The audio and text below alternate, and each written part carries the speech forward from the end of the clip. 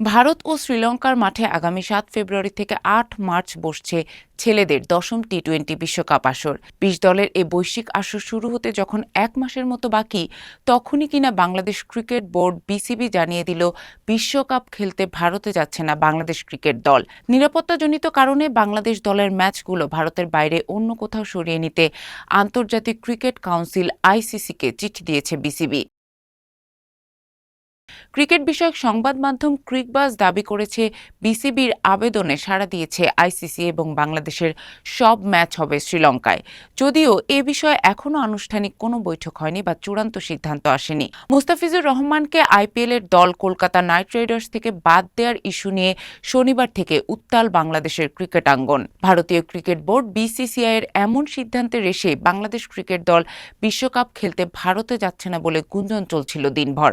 অবশেষে গতকাল সন্ধ্যায় এক সংবাদ বিজ্ঞপ্তি দিয়ে ভারতে খেলতে না যাওয়ার সিদ্ধান্তের কথা জানায় বিসিবি।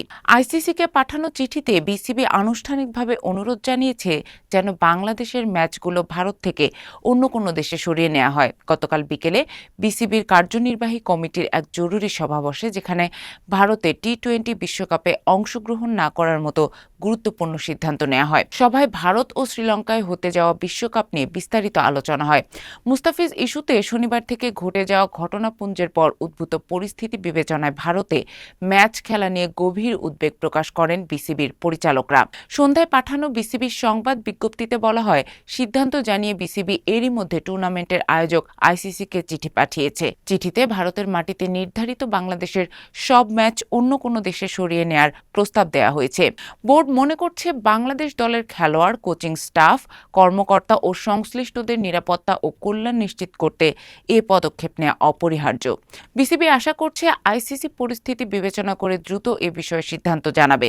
শনিবার ভারতীয় ক্রিকেট বোর্ডের এক সিদ্ধান্তে গভীর সংকট তৈরি হয়। বাংলাদেশের সংখ্যালঘু নির্যাতনের অভিযোগ তুলে মুস্তাফিজুর রহমানকে কলকাতা নাইট রাইডার্স থেকে বাদ দেওয়ার দাবি তোলে ভারতীয় জনতা পার্টির কিছু নেতাসহ দেশটির হিন্দুত্ববাদী সংগঠনের নেতাকর্মীরা। তাদের চাপেই বিসিসিআই কলকাতাকে নির্দেশ দেয় যেন মুস্তাফিজুরকে ছেড়ে দেওয়া হয়। নির্দেশ মেনে নাইটরা ছেড়ে দেয় মুস্তাফিজকে।